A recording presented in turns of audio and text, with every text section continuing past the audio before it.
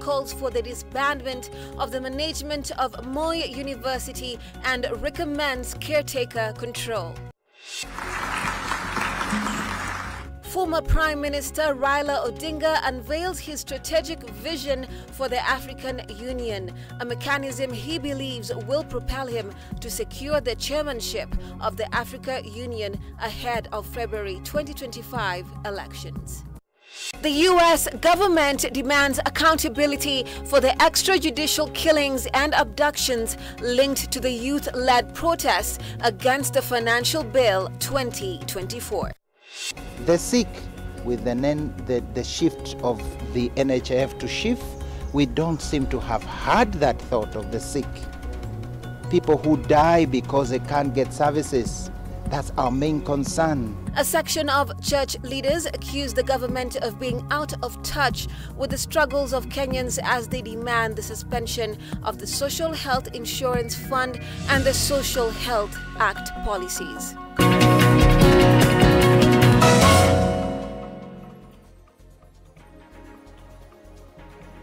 Now, our sign language interpreter is, of course, for tonight, Evelyn Wamboy. Now, President William Ruto and U.S. Secretary of State Antony Blinken on Thursday engaged in a phone conversation on different issues that touch on Kenya-U.S. relations. During the phone call, the issue of abduction came to the fore. Secretary Blinken raised concerns, of course, about recent cases of abductions and related violence, especially during Kenya's media protests calling on accountability. Brian Amoy has those details. As the U.S.-Kenya relations enter a new phase in the wake of Donald Trump's re-election, U.S. Secretary of State Antony Blinken dialed into a pressing issue during a phone call with President William Ruto. The call's agenda included the rise of abductions and violence by security forces in Kenya. While the call covered broader topics of international peace and cooperation, it was Blinken's direct mention of these incidents that signaled Washington's deepening scrutiny of Kenya's internal matters. The American government has increasingly highlighted its commitment to human rights globally, making Kenya's response to security force actions a matter of priority. During the media's protests from June to August, several cases emerged alleging forced disappearances of protesters, journalists and activists, raising alarms both domestically and internationally. Secretary Blinken emphasized that justice and accountability for these actions are crucial to preserving Kenya's democratic integrity. The two leaders also discussed the importance of continued U.S. engagement with Kenyan youth and civil society groups to ensure inclusive dialogue and transparency. The call was not limited to Kenya's domestic challenges. Blinken also took the opportunity to thank President William Ruto for Kenya's leadership in the multinational security support mission in Haiti, where Kenyan forces are spearheading efforts to bring stability. Ruto called on the mission to be directed to be a UN peace mission.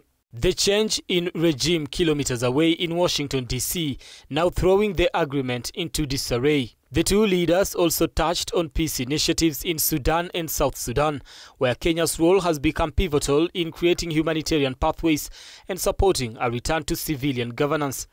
President William Ruto was this week in South Sudan, where he held talks with President Salva Kiir regarding the peace process. The U.S. ambassador to Kenya, Meg Whitman, has also affirmed that Kenya-U.S. relationship will remain strong and continue to grow as the United States prepares for a new administration, following Donald Trump's victory in the November 5th presidential election. Whitman expressed her commitment to advancing the shared goals of prosperity, security, and democratic values between the two nations. Whitman wrote, and I quote, "Like all U.S. ambassadors, I serve at the request of the President. The American people have spoken and a new president will be inaugurated in January. Meanwhile, my team and I continue to work on advancing our nation's shared goals of increased prosperity, security, and respect for democratic values."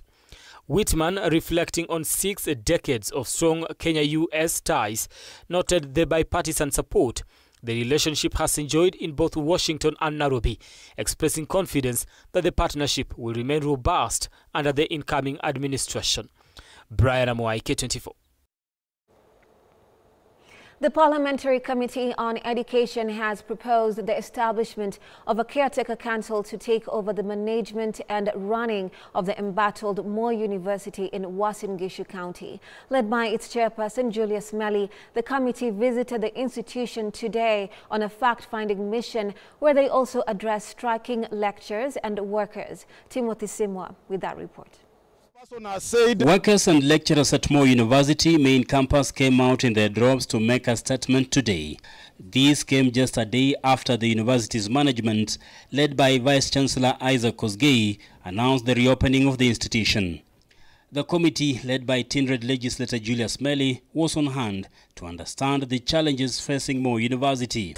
Solidarity! Yes! Anger and emotions were palpable for the disenfranchised workers, and they did not miss their words on what they want done.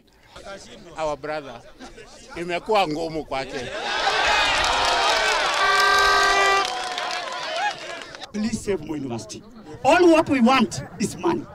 8.6 billion. And these members have said, we really love our university so much that if the money can come now, we are going to class immediately. The rain started beating us when the new management came in. And now, for the record, we have not been paid. They have not remitted our loans for the last 84 months. Melly and some of the legislators agreed the problems of Moi are endemic, and perhaps time was nigh to consider a caretaker committee to take over the affairs of the university. All what you have said, you saw me when I was giving a way forward in Parliament. Yes. And one of the things that you've discussed here is a caretaker management. Yes. Kiona watu ambao unaongoza wamekataa. Usingoje usukumwe. Kama inapewa caretaking committee, afadhali sasa iongozwe na mama. The committee later retreated for a closed-door meeting with the university's management. For the most part, the VC and his team were put to task to explain the various issues facing the institution. There is a lot that is going on, and we are not working alone as a university. We are also working with the ministry and other government agencies to ensure that we are back.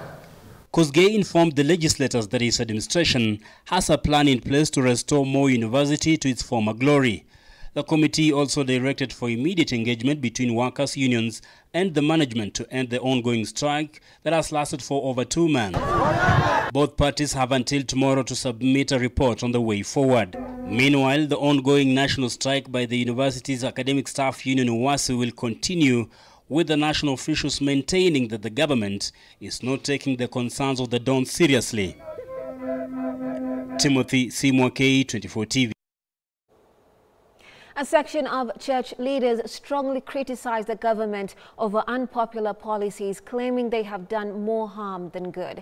The latest criticism comes from Nyeri Diocese Archbishop Anthony Muheria, who accused the government of being out of touch with the struggles of ordinary Kenyans.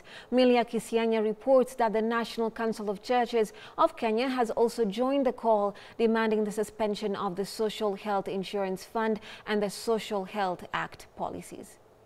As the Ministry of Health works to register every Kenyan under the new health coverage, SHAF, criticism continued to mount over its numerous shortcomings. The church has now joined the growing list of critics, calling out the government for its unpopular policies.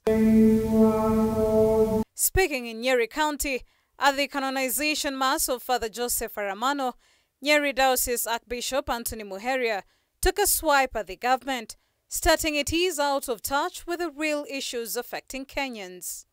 We must activate concern for others and not concern for ourselves. Our leaders are thinking way too much about their image and about their future, and not thinking about the image of the poor, the needy, the miserable, the ones living in slums, the sick.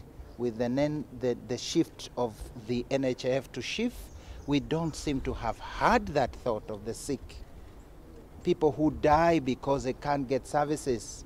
That's our main concern. The National Council of Churches of Kenya has also voiced concerns, slamming President William Ruto's tax strategy. They argue it has created confusion, particularly in the transition from the National Health Insurance Fund to the Social Health Insurance Fund. It does not make sense to us that Kenyans are now paying more money but are getting less benefit. We are moving from okay to worse.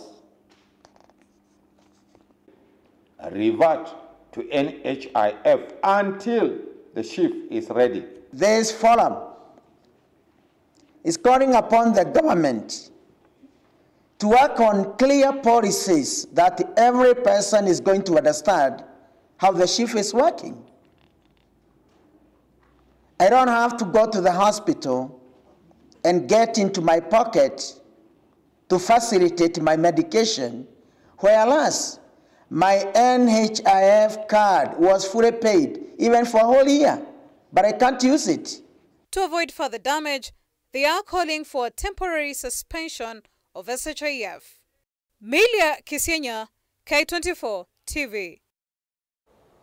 President William Ruto has today exuded much confidence on the new universal health coverage, that is UHC program, implemented by his administration. The president noted small hitches ailing the new UHC program, such as huge loans by the previous National Health Insurance Fund, which is NHIF program, a problem he said his government is committed to solve. The president, however, lauded the program, stating it has adequate funds to provide proper Medicare to all the Kenyans. The head of state was in Samburu County for the second edition of the Ma Cultural Event Festival, where he further urged all the communities in the country to embrace their cultures. Proudly clad in the red Samburu regalia, President Ruto was the chief guest during the second edition of the Ma Cultural Festivals held on Friday in Samburu County. Ushered to the stage with vibrant chants from the Samburu songs, the president quickly championed for the newly introduced universal health coverage program. The president said he is confident going forward, every Kenyan will be in a position to access proper medication without paying a single penny from their pockets. Noting the current challenges facing the UHC program, President Ruto said his government is paying all the debts owed by NHIF. Kupitia kwa program ambayo tumetengeneza ya UHC, hapo mbeleni ilikuwa na matatizo yote sasa tumeanza kuyatatua. Ile shida kubwa bado tuko naye sasa ni madeni ya NHIF ambayo tunazidi na kuyalipa. Ruto asked for further collaboration with the Samburu County government in the promotion of community health workers, a move the president said will enable every Kenyan to receive quality health care even at the grassroots level. Tulikubaliana na yeye mambo ya matibabu, na nikamwambia apange mambo ya community health promoters. I am happy that we have 950 community health promoters in Samburu County. Tunataka kila kijiji kuwe na muuguzi, kuwe na mtu ambaye anashughulika na mambo ya afya ya wananchi pale mashinani. The head of state further pledged to support several development agendas, including the upgrading of the 150 million Kenya shillings Maralal to Baragoi Road. The president pledged 254 million Kenya shillings to ensure locals are connected to the power grid by February 2025. To solve the water scarcity puzzle, Ruto confirmed the procurement of a 760 million water treatment plant set for his launch in January. Kama serikali tumetoa milioni 760 ya kujenga water treatment plant ambayo itahakikisha ya kwamba mji wa Maralal na sehemu hiyo yote tutaweka pipes ya maji. Na hiyo mpango tumekamilisha procurement. In the next 2-3 weeks tutakuwa na contractor hapa na nitarudi hapa Januari kuanzisha hiyo mpango rasmi. He further asked the Ma community to embrace education, stating it will help solve many problems in the community. Anthony Kwemoi, K24 TV. Right, we're taking a short commercial break right here on Friday Live. Do stay with us. We have more stories for you right after the break.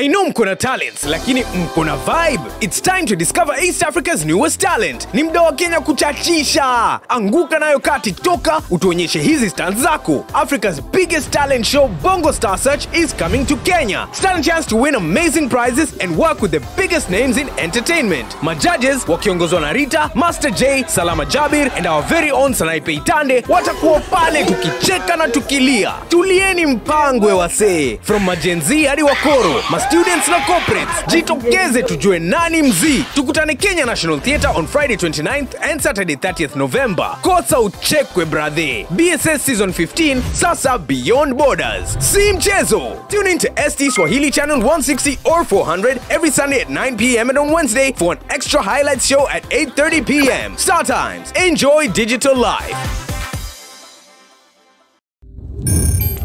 Kurumisha ndege. Aviator instant game. Be a daring pilot and earn by how much high you can lift the plane. The higher you fly, the higher your win. The sky is the limit. Mozart Bet.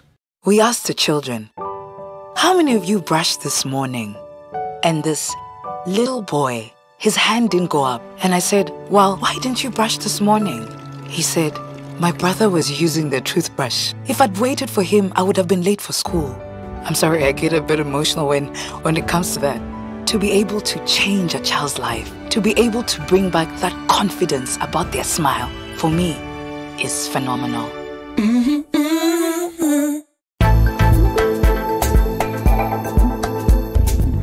I couldn't imagine leaving my children. Who I was going to leave my children with? Kisumu Pacho. Get ready this November 10th. K24 TV brings you a powerful edition of Get Real, broadcasting live from Kisumu City. We'll be diving deep into a topic that affects us all: gender-based violence. This is the reason why people kill men. Just for this reason, that you might have feel a sense of justice. Hear from survivors, activists and community leaders as they share their stories, struggles and solutions to ending violence in our homes, schools and communities. First of all, I want to show that I overcame. First of all, I want to show that there is pain in this process and that the reality of this thing, it takes time. Join us as we tackle tough questions, uncover hidden truths and inspire real change. We need something just more than apology, something just much more than money, something just much more than compensation. Get Real, where voices are heard, stories are shared and solutions are found. Don't miss this important conversation only on K24 TV.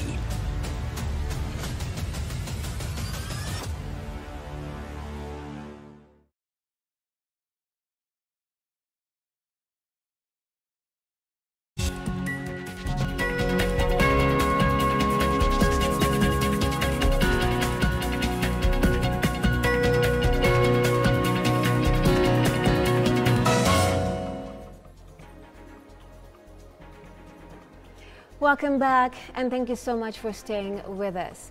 Now, former Prime Minister Raila Odinga has officially kicked off his campaign for the African Union Commission chairmanship, promising to unite the continent. Odinga, who presented his vision to the continent in Addis Ababa, Ethiopia, says the time has come for Africa to be independent and use its resource for the good of its people. And as Brian Amoy reports, the former Prime Minister has vowed to ensure that African resources are not exploited at the expense of the African population.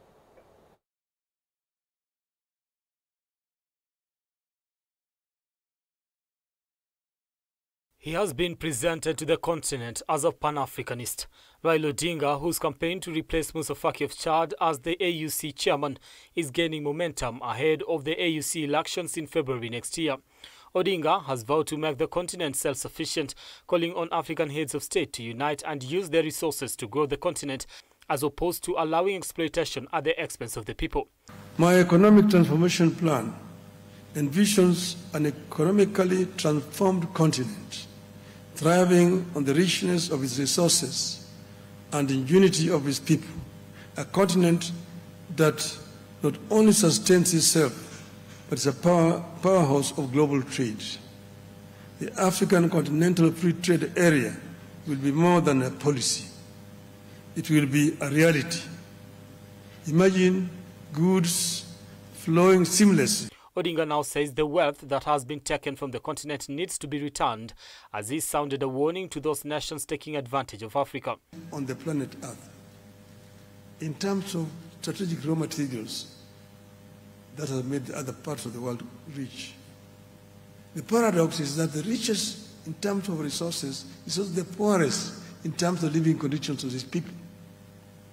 This is what we need to change so that African people can be rich people. We have been blaming others in the past, but the time for blame game is gone. Now is the time to act as Africans. On climate, Kenya's long-serving opposition leader promised to ensure repatriation commitments are honored. Leaders who accompanied Odinga fronted him as the best for the job and a Pan-Africanist who has the best interests of the continent at heart. Brian Amuai, K24. While Kenya's public debt, now at 10.6 trillion, is consuming 60% of government revenue for debt servicing, according to Treasury PS Chris Kipto. To address this, he says the government plans to expand the tax base by targeting sectors like agriculture and the digital economy. Rather than raising tax rates, which are already burdensome for Kenyans, this approach, he adds, aims to reduce the country's reliance on external debt. David Kagina has more on that story. As of July 2024, Kenya's public debt stood at 10.6 trillion. According to the Public Debt Report 2024 released on Friday, as a percentage of the country's GDP, this has dropped to about 66%, down from 72% last year. Currently, Kenya utilizes more than 6 out of every 10 shillings the exchequer receives as revenue to repay its debt, leaving about 4 shillings for recurrent expenditure and development. This situation forces more than 10% of the domestic budget to be financed by external debt. So immediately we adopted a new constitution in 2010. We have a bicameral parliament, a senate, a national assembly with several MPs. We have county governments. We have constitutional commissions. And the budgets became more. So it means on the spending side, we needed to provide more resources, while at the same time, revenues were not picking up. According to Kipto, the country can no longer cut down on expenditure as some services will be impaired, yet the revenue raised by the tax authorities cannot support local expenditure. Hence, there is a need to reduce burden on Kenyans by expanding the tax base instead of increasing the tax rate. And that is why, if you look at our proposals, we are not seeking to add additional taxes. We are actually trying to make sure that we broaden the tax base so that we bring in equity, because there are many who are not in the tax bracket. Refuting claims that the Finance Bill 2024 is being reintroduced, Treasury PS Chris Kipto says the government aims to introduce taxation in areas that contribute to the country's GDP but have remained untaxed for a long time. In the national tax policy, we are trying to focus on the hard to tax sectors. We have sectors that constitute a huge percentage of our GDP, but we are getting little revenue, like the agriculture sector, for instance. And then now with digital economy coming in, it also brings in complexities of collecting tax.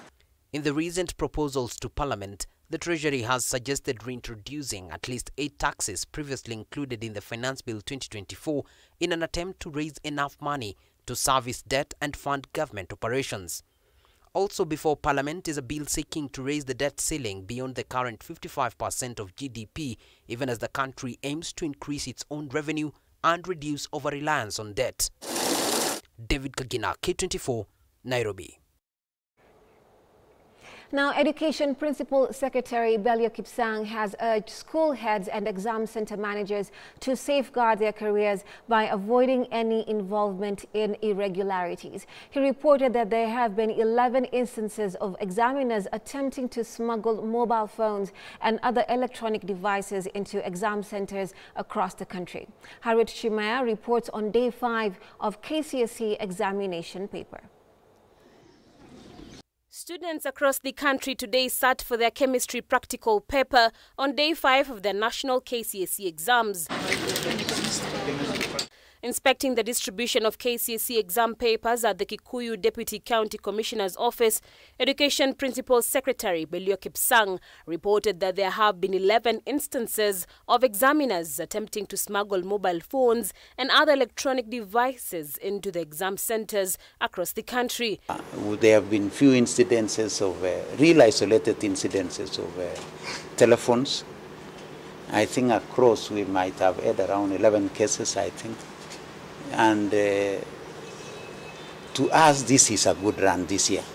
He warned school heads involved in examination irregularities to instead safeguard their careers and not to face the full wrath of the law. Around 2-3 schools where you get our colleagues trying to sneak in information to children. And you know, you are already a principal, you are already running a school. I don't know what else you would want to risk your career to an extent that you do some of these things. He also warned private school directors that failing to register students correctly would be treated as an exam irregularity, which is a criminal offense under the Kenya National Examinations Council Act.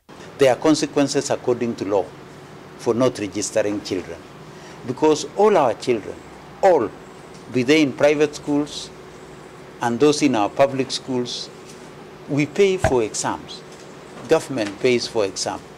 And therefore there is no reason why anybody would not do it.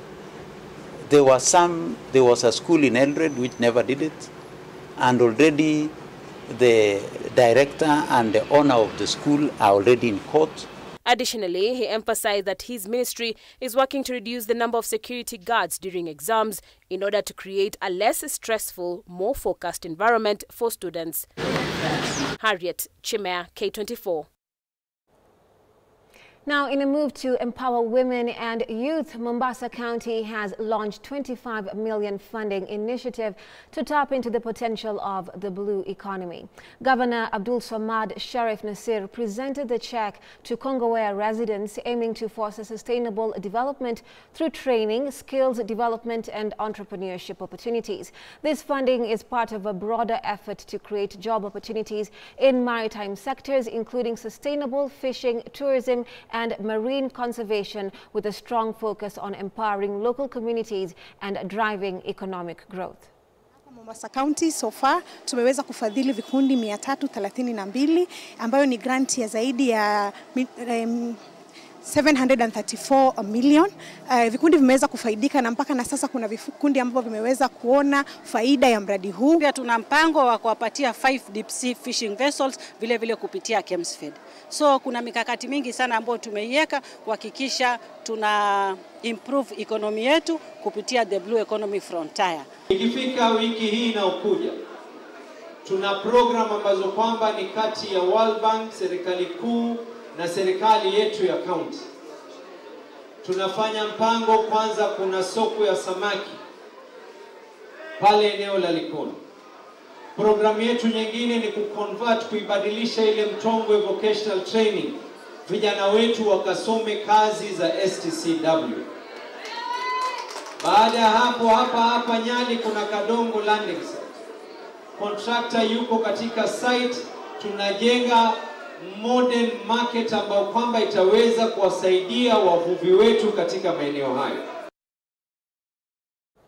Right, so we're taking a short commercial break, but when we're back, we'll be having the conversation that I highlighted right at the beginning of this bulletin, which is excessive bleeding after giving birth, which is called postpartum hemorrhage, that is PPH. We have, of course, two individuals here, a man and a woman, who have stories, and of course unfortunate ones for that matter, when it comes to this particular scenario, and a doctor who will be able to elaborate how prevalent this particular situation is in our country. Do stay with us. We'll be back with more of that after the break.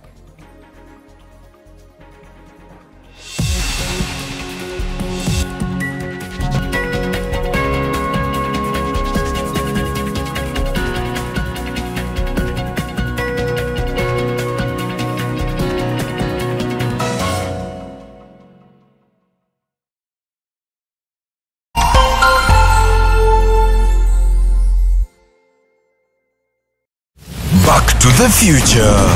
The future is simulate. Bet smarter. Win faster now. Be a winner. More at Bet.